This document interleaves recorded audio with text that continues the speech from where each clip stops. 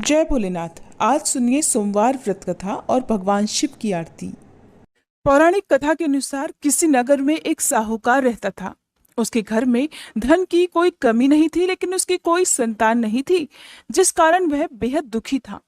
पुत्र प्राप्ति के लिए वह भगवान शिव की पूजा करता, हर सोमवार व्रत रखता और पूरी श्रद्धा के साथ मंदिर में जाकर भगवान शिव और माता पार्वती की पूजा किया करता।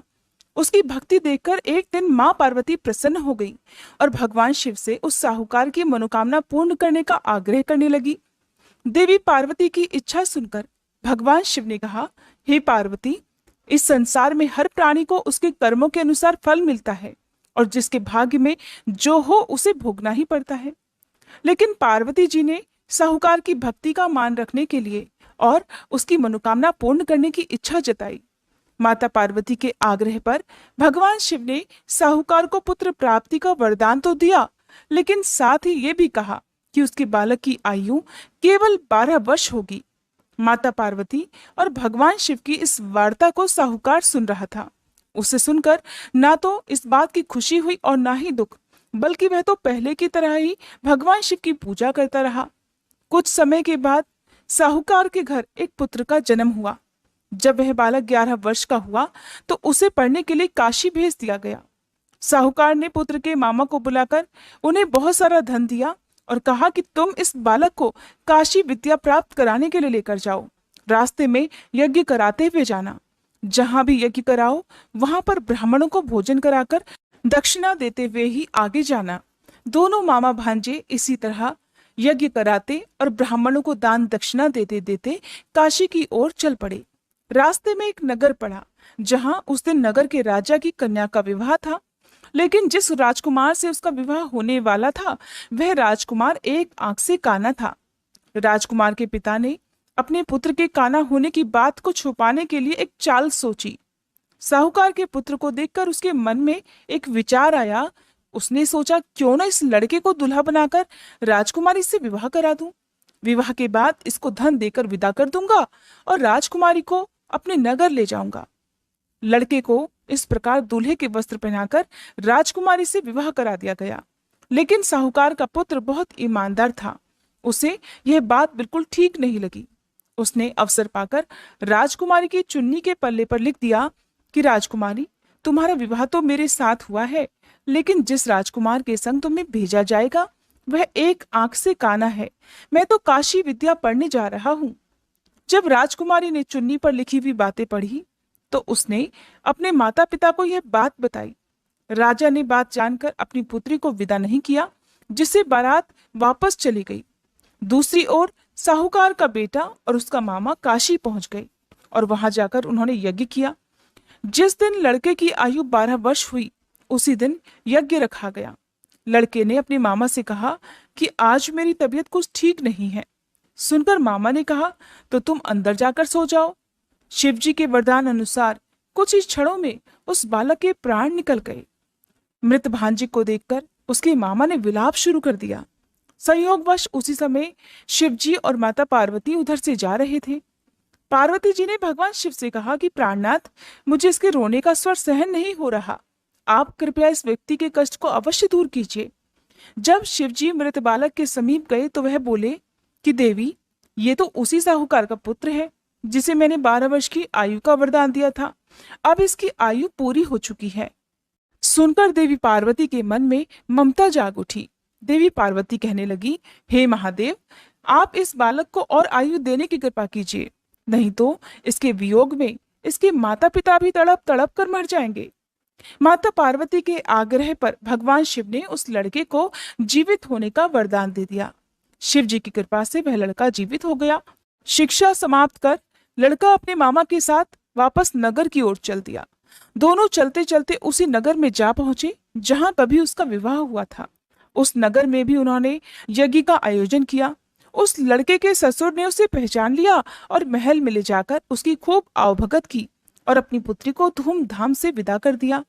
इधर भूखे प्यासे रहकर साहूकार और उसकी पत्नी अपने बेटे के आने की प्रतीक्षा कर रहे थे।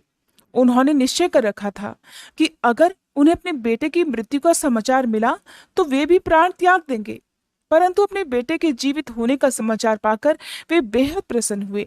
उसी रात भगवान शिव ने व्यापारी के स्वप्न में आकर कहा, हे श्रेष्ठी, मैंने तेरे सोमवार के व्रत करने और व्रत कथा सुनने से प्रसन्न होकर तेरे पुत्र को लंबी आयु प्रदान की है। इस प्रकार जो कोई सोमवार व्रत करता है या कथा सुनता और पढ़ता है, उसके सभी दुख महादेव की कृपा से दूर हो जाते हैं और समस्त मनोकामनाएं भी पूर्ण हो जाती हैं। प्रेम से बोलिए भोले शंकर भगवान की जय, माता पार्वती की जय। जय शिव ओमकारा, स्वामी जय शिव ओमकारा। ब्रह्मा विष्णु सदा शिव, ब्रह्मा विष्णु सदा शिव, अर्धांगी धारा। ओम जय शिव ओमकारा। एकानन चतुरानन पंचानन राजे, स्वामी पंचानन राजे। हंसानन गरुड़ासन, हंसानन गरुड़ासन, वृषवाहन साजे। ओम जय शिव ओमकारा। दो भुज चारु चतुर्भुज, 10 भुज अति सोहे, स्वामी 10 भुज अति सोहे। त्रिगुण रूप निरखता, त्रिगुण रूप निरखता, त्रिभुवन जन मोहे। ओम जय शिव ओमकारा। अक्षमाला वनमाला रुंडमाला धारी, स्वामी रुंडमाला धारी। चंदन मृग मद सोहे, चंदन मृग मद सोहे, भाले शशिधारी। ओम जय शिव ओमकारा। श्वेतांबर पीतांबर बाघांबर अंगे, स्वामी बाघांबर अंगे। सनकादिक गरुड़ादिक, सनकादिक गरुड़ादिक, भूतादिक संगे। ओम जय शिव ओमकारा। कर के मध्य कमंडल चक्र त्रिशूलधारी, स्वामी चक्र त्रिशूलधारी। सुखकारी दुखहारी, सुखकारी दुखहारी, जग पालनकारी। ओम जय शिव ओमकारा। ब्रह्मा विष्णु सदा शिव, जानत अविवेका, स्वामी जानत अविवेका। प्रणवाक्षर में शोभित, प्रणवाक्षर में शोभित, ये तीनों एका। ओम जय शिव ओमकारा। त्रिगुण स्वामी जी की आरती जो कोई नर गावे, स्वामी जो कोई नर गावे। कहत शिवानंद स्वामी, रटत भोलानंद स्वामी, सुख संपत्ति पावे। ओम जय शिव ओमकारा। ओम जय शिव ओमकारा। स्वामी जय शिव ओमकारा। ब्रह्मा विष्णु सदा शिव, अर्धांगी धारा। ओम जय शिव ओमकारा। ओम जय शिव ओमकारा। ये थी आज की वीडियो। अगर जानकारी आपको अच्छी लगी हो तो प्लीज़ वीडियो को लाइक जरूर कीजिएगा।